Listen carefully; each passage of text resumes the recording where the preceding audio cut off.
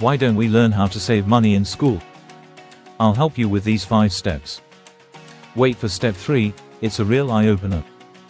You don't need more money. You need a system.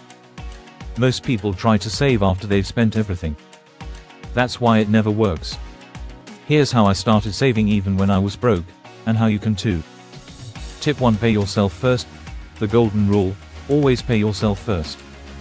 That means, when money hits your account, immediately transfer a fixed percent to savings, even if it's just $10.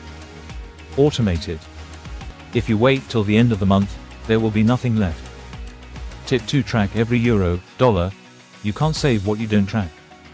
I use a simple Google Sheet or free app like Spendy or YNAB. Once you see where your money goes, you'll find at least 3 things you can cut today. Tip 3: the 24-hour rule. Impulse spending kills savings. Try this. Every time you want to buy something non-essential, wait 24 hours. 80% of the time, you'll realize you don't need it. That's money back in your pocket. Tip 4: create a no-spend challenge. Set a 7-day or 30-day no-spend challenge. No takeout, no random Amazon orders. Make it a game. You'll be surprised how easy it becomes to save once you break spending habits. Tip 5: rename your savings goal.